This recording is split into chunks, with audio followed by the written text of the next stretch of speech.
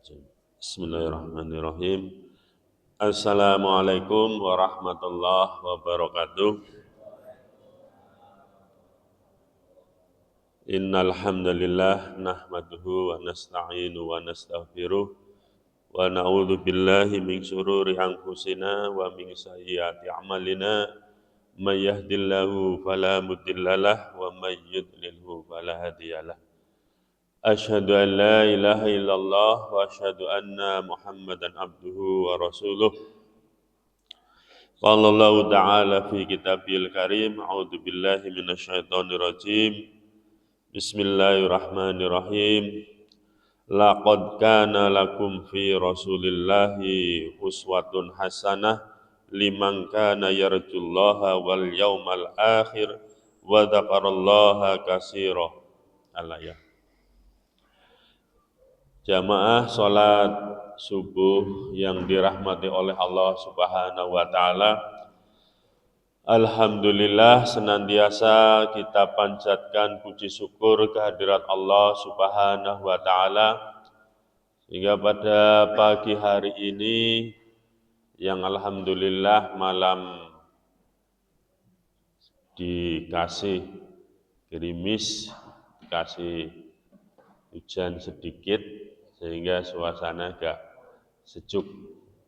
Alhamdulillah ya, sing lali ya ora ngerti udan, tak metu-metu teles ning jaba. Salawat dan salam marilah kita aturkan pada baginda kita Nabi besar Muhammad sallallahu alaihi wasallam, pada keluarganya, sahabatnya, dan kita umatnya yang mudah-mudahan kita terus istiqomah di jalannya. Bapak, Ibu, jamaah sholat isya, sholat subuh yang dirahmati oleh Allah. Alhamdulillah, kayaknya jamaahnya tambah banyak nih Mas Roni ini. Ya, karena Mas Roni selalu ngitung ya jamaahnya. Tambah akeh, tambah sacuil gitu. Nah ini alhamdulillah setiap sholat kayaknya tambah banyak. Mudah-mudahan yang belum bisa hadir di masjid bisa melaksanakan untuk sholat berjamaah di masjid. Ya, bisa sholat bareng-bareng karena pahalanya lebih besar untuk bisa kita laksanakan secara berjamaah. Baik sholat duhur, asar, maghrib, isya, dan subuh. Tentunya pahala yang paling besar ini adalah sholat subuh. Terutama kita mengharapkan untuk bisa melaksanakan sholat sunnahnya. Ya, sholat sunnah 2 rakaat, ya, sholat fajar atau sholat tahiyat masjidnya. Nah ini bisa dilaksanakan baik di rumah maupun di masjid. Maka barangkali ya ada kelonggaran sedikit. Ada kelonggaran sedikit ya bagi yang terlambat 1 menit kurang atau berapa, silakan untuk melaksanakan karena ya kita sholat ini kan untuk mencari pahalanya. Ya maka barangkali ada yang terlambat ternyata belum melaksanakan sholat sunnahnya, ya ditunggu. Ya dinteni, ora usah buru-buru. Ya dinteni. Ya kasihan mereka yang ya pengen mendapatkan pahala 2 rakaat sholat sunnahnya. Nah ini kita tunggu saja sampai kemudian selesai baru kemudian umat. Ya, ini ya Bapak Ibu yang dirahmati oleh Allah. Nah salah satu dari kewajiban atau adanya takmir masjid kan supaya masjidnya tambah makmur. Orang mung masjidnya tambah apik tok, masjidnya tambah apik tapi isinya laka. Nah ini yang terjadi kan banyak. Masjidnya megah tapi isinya tidak ada. Isinya mung ya kemarin beberapa hari Setelah sholat subuh saya, ayo pakai sepeda nih Mas Rudi, muter sampai mudun ning Al Azhar, karung lirik, ya kacuil toh bapak-bapak. Ya, ada bapak-bapak berapa gitu yang ibu-ibunya saya nggak kelihatan. Ya ini, maka ini menjadi tantangan kita semuanya bagaimana supaya kita bisa memakmurkan masjid ini. Salah satunya ya inilah kegiatan Ahad pagi ini ya dengan kemampuan kita, kemampuan para jamaah yang mau untuk bisa menyedekahkan, menginfakkan sebagian ya untuk saudara-saudara kita, untuk teman-teman kita. Panjujugena sarapan ning omah dhewe kan ya isin. Iya boleh. Panjujugena omah ning Bajangan ning Mas Jaya adoh nemen. Tapi dengan kita hadir di sini, kita sama-sama pulang ada yang dibawa, nah ini satu keberkahan buat yang sedekahnya, buat yang mendengarkannya, buat yang menyampaikannya, walaupun hanya satu ayat. Nah ini tentunya ya kita bersama-sama untuk menyikapi dengan untuk lebih baik, untuk lebih kita memakmurkan masjid ini. Bapak Ibu yang dirahmati oleh Allah Subhanahu wa taala, akhir-akhir ini bukannya akhir ini, kemarin-kemarin kita sudah lihat di media sosial luar biasa ya. Luar biasa sekali baik yang di Jakarta, yang di Brebes, yang di Tegal ya, yang di Tasik dan lain sebagainya. Kayaknya ngluwi sing 98. Kalau 98 hanya berpusat di Jakarta, kemudian Solo juga ya kerusuhan, Jakarta kerusuhan, tapi ini kayaknya kayak merata seluruh kabupaten turun tangan untuk tuntutannya adalah ya pembubaran DPR yang kemudian mungkin melenceng. Ya ini sampai kemudian merembet akhirnya terjadilah hal-hal yang seperti itu, pembakaran dan lain sebagainya. Nah ini tentunya menjadi keprihatinan kita semuanya. Ya, keprihatinan ada apa sih sebenarnya? Ya. Mungkin itu sebuah rentetan akumulasi sebuah perasaan sing kayong wis menggunung akhirnya baru terjadi. Dilihat dari pemerintahan yang sebelumnya sudah seperti itu, utangnya wis akeh, gantine kemudian ya dibebani dengan hutang, kemudian awal pemerintahan kita sama-sama menyaksikan durung suwe kenaikan PPN dari 11% menjadi 12%, kemudian kasus Tangerang, kemudian Bahlil wong miskin ora oleh tuku gas ning ya. Nah, ini ora oleh tuku gas ning apa ning agen apa-apa ning kae. Nah, ini ada polemik. Ya, kemudian adanya sepirang-pirang omongan dari pejabatnya sing dadi blunder-blunder sampai kemudian inilah yang kemudian mungkin para mahasiswa ya akhirnya mungkin yang muak-muak ya seperti itu. Kalau mau membubarkan DPR ora bisa, angel. Ya. Kalau membubarkan DPR ya jare ana sing ngomong gampang. Mengko pemilu berikutnya ora pada noblos. Ya. Nembe engko laka anggota DPR. Itu nanti pemilu ke depan. Itu cara yang paling gampang, tapi ya tidak semudah itu. Ya inilah kemudian kita sebagai orang Indonesia yang mengatakan Indonesia harus menjadi macan Asia, harus menjadi singane, presidennya jadi singane, ya menteri-menterinya jadi serigalane, penegak hukumnya jadi anjingnya. Nah ini kata orang yang mengatakan seperti itu. Ya ini kan sudah luar biasa kondisi Indonesia saat ini. Ya, yang di atas sudah Ya, seperti itu, maka ada apa? Tentunya ini berarti ada sesuatu yang salah. Kalau kemudian pemimpinnya sudah mengidolakan bukan yang semestinya.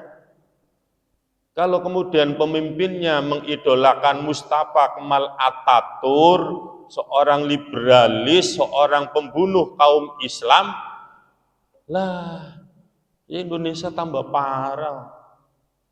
Kalau kemudian seorang pemimpin sudah mengidolakan Mustafa Kemal Atatürk, ya, nah ini kan yang terjadi. Berarti sudah tidak ada lagi yang namanya keteladanan di Indonesia. Indonesia butuh keteladanan, butuh pemimpin yang mengayomi rakyatnya, butuh pemimpin yang menjadi teladan. Nah, ini dibutuhkan saat ini. Ya, utangnya akeh ya akhirnya pajaknya naik. Wis tak omongna pirang-pirang. Ya. Ini butuh kepemimpinan bagaimana supaya rakyat itu uripe kepenak, ayem, adem. Wong negara Indonesia ke negara sumber daya alam yang melimpah. Ya, tapi karena dijajah oleh bangsa asing, juga dijajah oleh bangsa sendiri. Walaupun kita sudah merdeka 80 tahun, tapi kenyataannya kita masih dijajah. Maka butuh pemimpin seperti yang terjadi di negara Burkina Faso, Afrika. Ya, Ibrahim Traoré, luar biasa itu. Messi umurnya 35 tahun jadi presiden, tapi kekayaan sumber daya alamnya dimanfaatkan untuk kemakmuran rakyat. Ya, dimanfaatkan kekayaan sumber daya alamnya nggo rakyate. Lah ning Indonesia kan ora.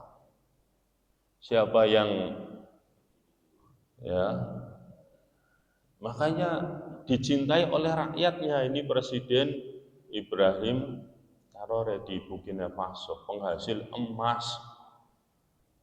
Ya. Di negara-negara Afrika itu selalu dijajah.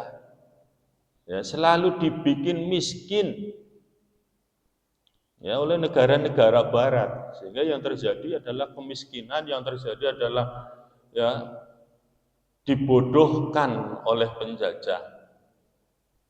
Nah, ini Burkina Faso, negara kecil dengan kekayaan sumber daya emasnya yang luar biasa. Indonesia ya Pak Maning duwe emas ning Papua, tapi wong Papua nih ya sing nganggo koteka, masih miskin.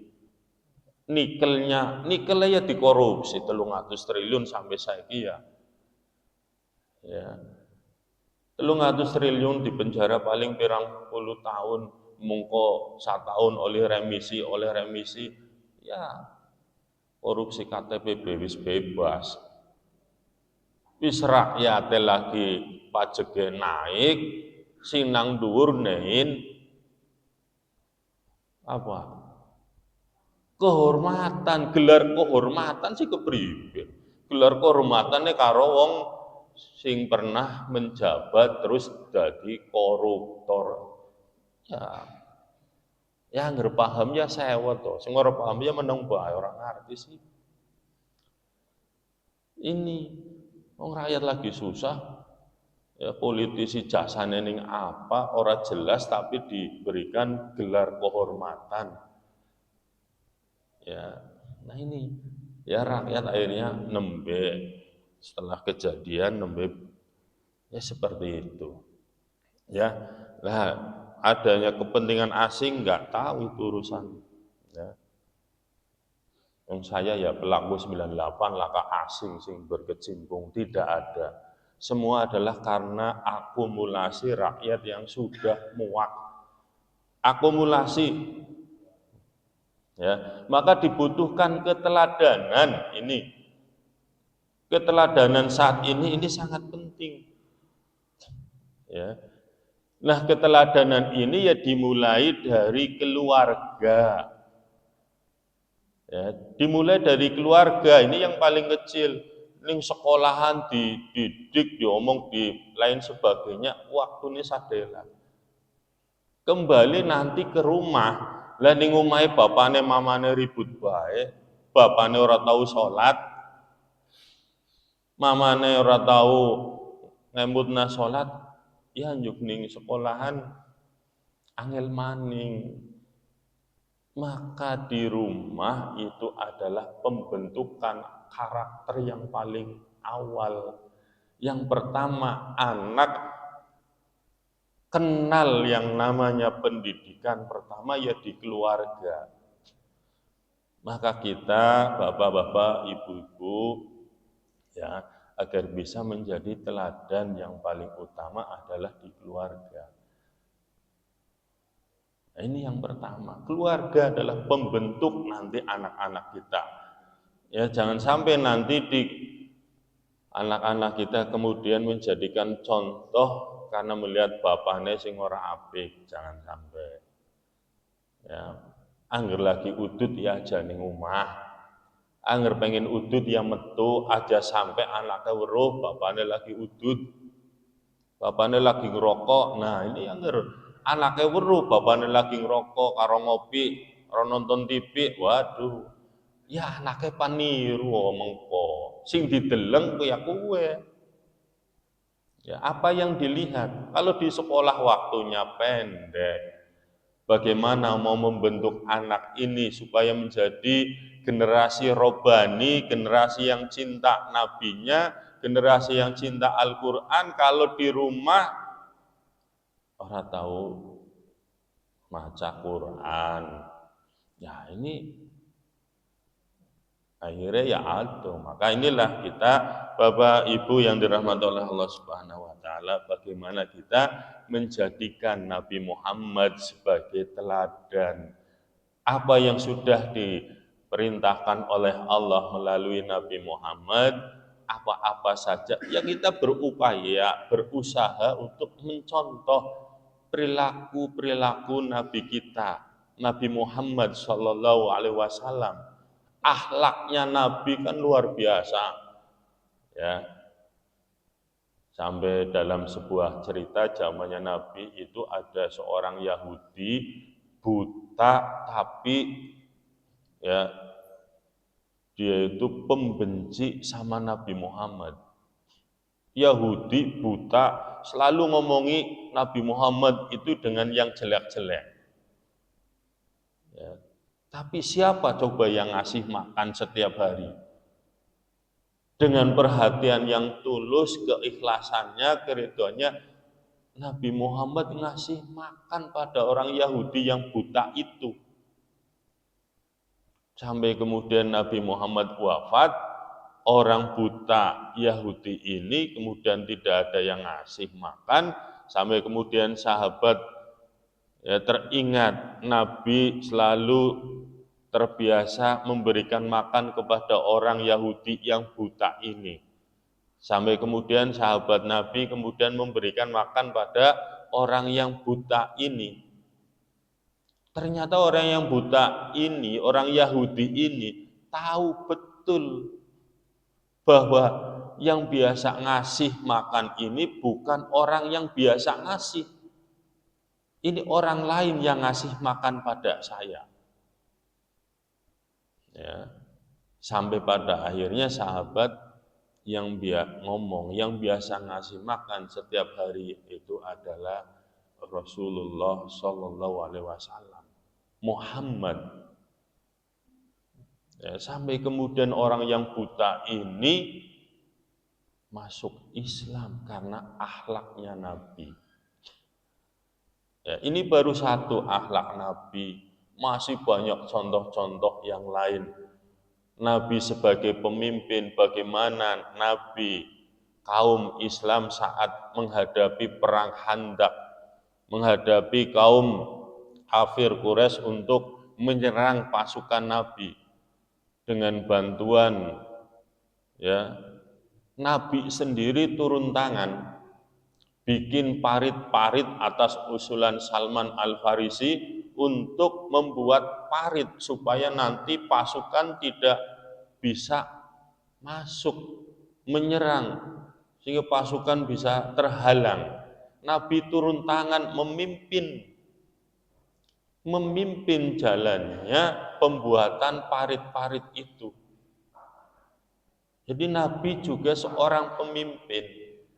Nah, ini teladan Nabi bagaimana dia terjun langsung untuk memimpin anak buahnya, memimpin umatnya. Ya. Ini yang dibutuhkan sekarang ini, mungkin pemimpin yang seperti itu. Untuk mendekati sempurna, ya jauh lah. Tapi ya kemarin kan sudah mendekati ya anak. Tapi ternyata pilihannya ya harus seperti itu, ya nikmati saja. Ya. Bagaimana kita lihat di TV, apa yang Anda impikan, 3 impian ketika ditanya, apa yang Anda impikan? Ya. Dia hanya memimpikan ketika nanti yang pertama dia jawab adalah makan bersama dengan Nabi Muhammad. Itu kan sudah jelas berarti idolane adalah Nabi Muhammad. Is anak pemimpin calon pemimpin sing kaya kowe rakyatnya ya akhirnya inilah kondisi saat ini. Ya, ini Bapak Ibu yang dirahmati oleh Allah Subhanahu wa taala. Maka kita berupaya untuk bisa menghidupkan sunnah-sunnah Nabi Muhammad Sallallahu Alaihi Wasallam. Kalau kita mau meneladani Nabi, ya kita berupaya untuk menghidupkan sunnah-sunnahnya. Ya, kita mau meneladani ya sunnah-sunnahnya Nabi kita laksanakan. Ya. Jadi tidak kemudian menghidupkan yang bukan sunnah. Kalau menghidupkan yang bukan sunnah, panoli pahala. Wong ora diperintahna karo Nabi, ya harus panoli pahala ya kayong ora kecuali diperintahkan oleh Nabi, ya. Nah ini maka kita juga ya di momen bulan Maulid ini bagaimana kita untuk bisa menghidupkan sunnah-sunnahnya Nabi, bukan menghidupkan tradisi yang tidak diperintahkan. Kita hidupkan sunnahnya Nabi. Nabi menjalankan apa sih? Ya, minimal ya sholat 5 waktu, sunnahnya, ya, dan lain sebagainya. Kita juga ya setiap hari membaca ya syahadat. Ada syahadat tauhid, ada syahadat Nabi. Syahadat tauhid ya, coba sebagai seorang muslim ya setiap asyhadu alla ilaha illallah ya ini syahadat tauhid, keyakinan tiada Tuhan selain Allah. Ya. Ini sudah dibuktikan saudara-saudara kita di Palestina begitu. Yakinnya pertolongan Allah dengan kondisi kelaparan saudara-saudara di Palestina, mereka tetap berpegang teguh, pasti pertolongan Allah itu akan datang. Kondisi kelaparan di Palestina, tapi kita ya mungkin saat ini kita belum dikasih. Ya, mungkin seneke ana sing kurang ora dinain ya. Wis ngrundeng. Ya. Mungkin suatu ketika nanti sarapannya diganti mentahan, bensin nang omah bisa mangan bareng apa tempe mentah mau digoreng. Ya. Tetep bae kok ana sing sarapan tempe mentah. Ya, sekali-kali gawa sayur boleh dan bisa dimasak. Ini berarti kan kondisi keimanan kita memang ya, sementara saudara-saudara kita di Palestina luar biasa, keimanannya sudah kuat. Ya, ini syahadat yang ya tauhid. Nah, syahadat Rasulnya wa asyhadu anna Muhammadar Rasulullah. Asyhadu an la ilaha illallah wa asyhadu anna Muhammadan abduhu wa rasuluh.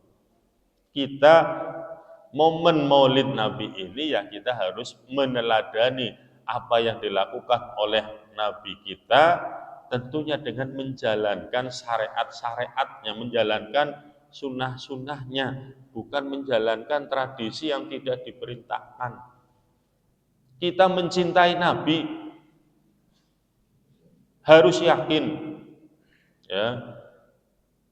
Untuk bisa meneladani ini ada 3 syarat. Ya, jika ingin menjadikan Nabi Muhammad Sallallahu Alaihi Wasallam, ini ada 3 syarat yang harus dilakukan. Yang pertama adalah hidup untuk mencari ridho Allah. Hidup untuk mencari ridho Allah. Kita setiap sholat juga ya itu dibacakan hidupku matiku itu hanya untuk Allah Subhanahu wa taala. Ya, mangkat kerja ya niate cari nafkah, niate cari ridhone Gusti Allah. Angger Gusti Allah ridho, mangkat sing umah golek pegawean, ya pasti oleh pegawean, oleh rezeki. Rezekine sing apa bae, laka sing ngerti. Sing penting aja ning omah bae. Niat insyaallah keluar dari rumah cari nafkah, insyaallah nanti akan datang. Diniatkan ya untuk mencari ridhonya Allah Subhanahu wa taala dalam melaksanakan segala aktivitas. Niat sholat subuh, niat untuk mendengarkan kuliah subuh, kita untuk mencari ridhonya Allah, insya Allah. Kalau Allah ridho, kita sudah dicatat ya amalan-amalan kita, perbuatan kita, ya sehingga nanti menjadikan beban menjadikan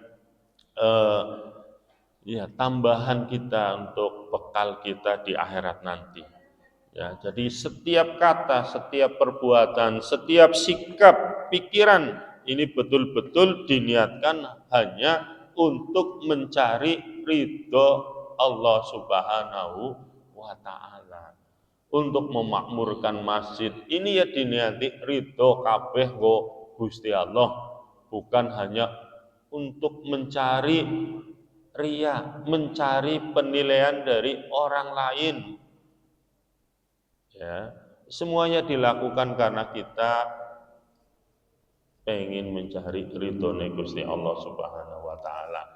Ya, sebagaimana Allah berfirman dalam surat Al-Fat, Muhammadur Rasulullah walladzina ma'ahu asyidda'u 'alal kufari ruhama'u bainahum tarahum ruk'an sujada yabtaguna fadlam minallahi wa ridwana. Muhammad itu adalah utusan Allah dan orang-orang yang bersama dengan dia adalah keras terhadap jadi orang-orang yang bersama dengan dia adalah keras terhadap orang-orang kafir tetapi berkasih sayang sesama mereka. Kamu lihat mereka ruku dan sujud mencari karunia Allah, mencari keridhoannya.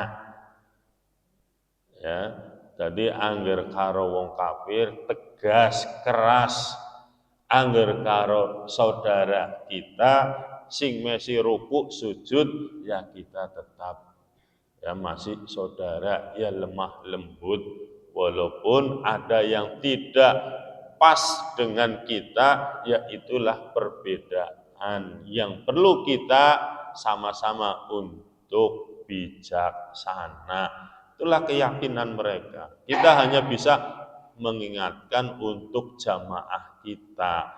Ngemu tenang. Ya, bagaimana kita bisa meneladani Nabi? Ya kita laksanakan sunnahnya.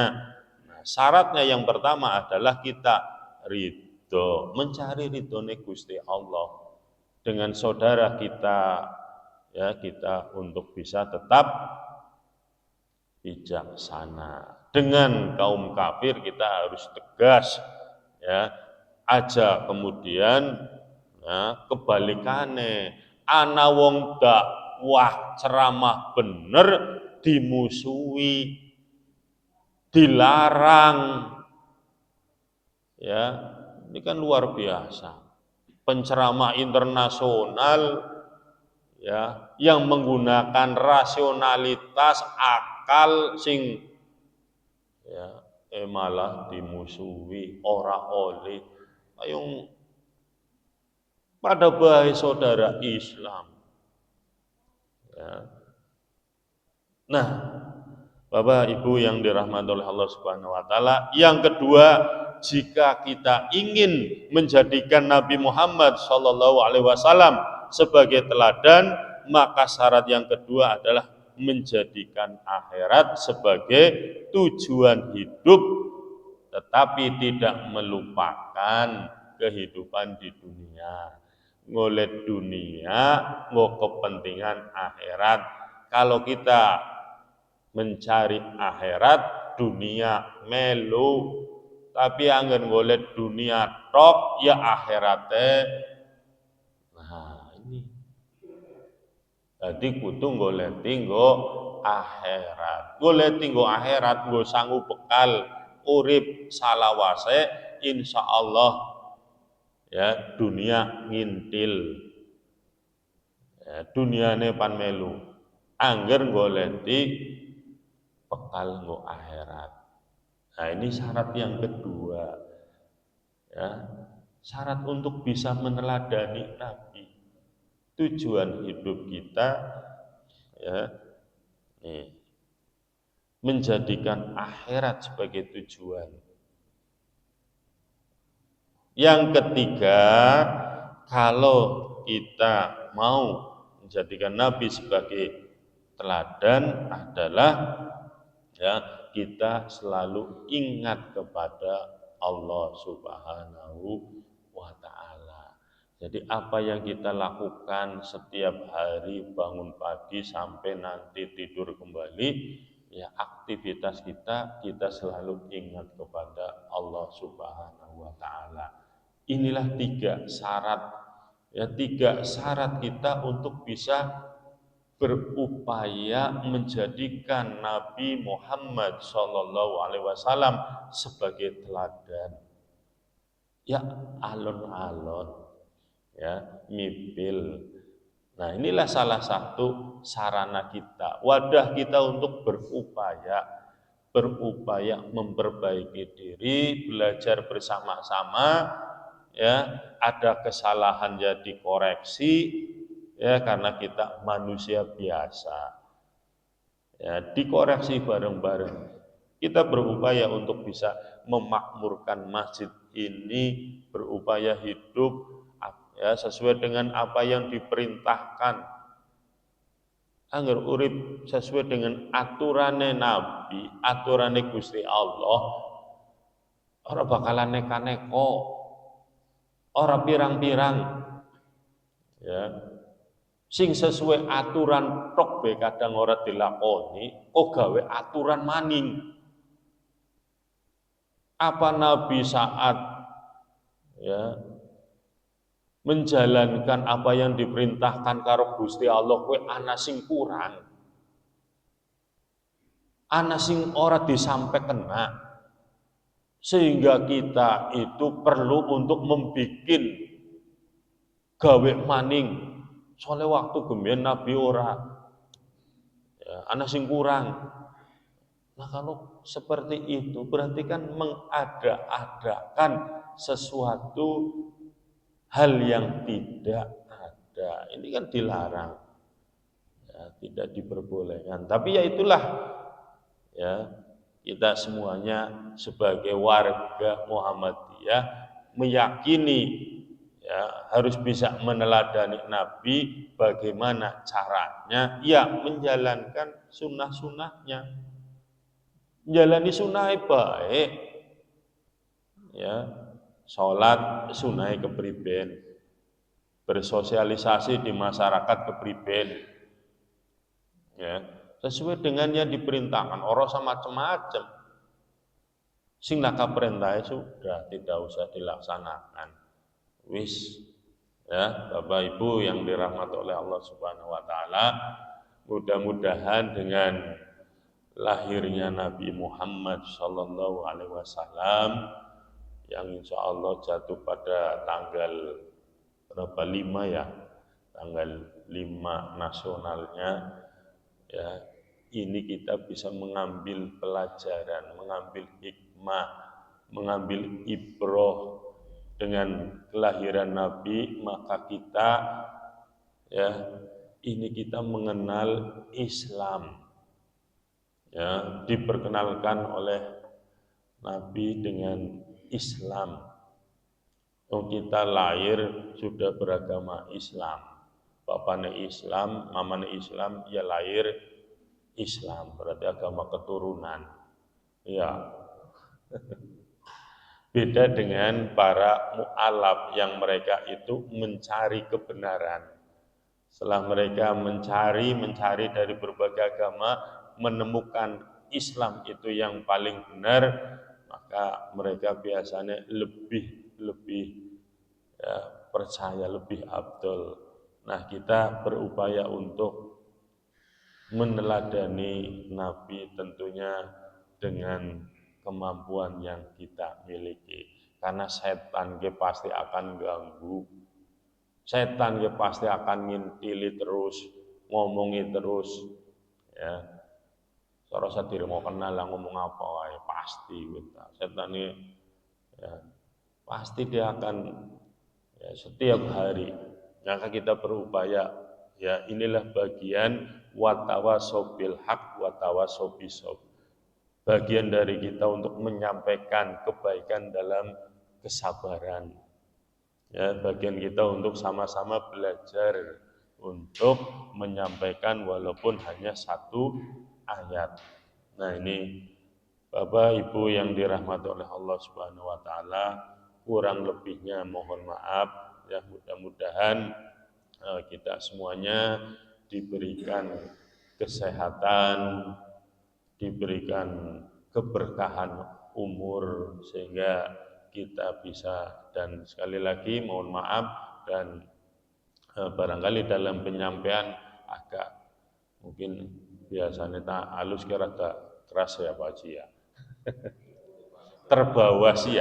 Terbawa soalnya hawane kayong lagi. Ya inilah mohon maaf yang sebesar-besarnya karena inilah kemampuan yang dimiliki saya terbatas sehingga kadang kalau lagi terbawa ya akhirnya rada-rada kurang lebihnya mohon maaf. Mari kita tutup dengan membaca hamdalah dan istighfar dan doa kafaratul majlis. Alhamdulillahirabbil alamin.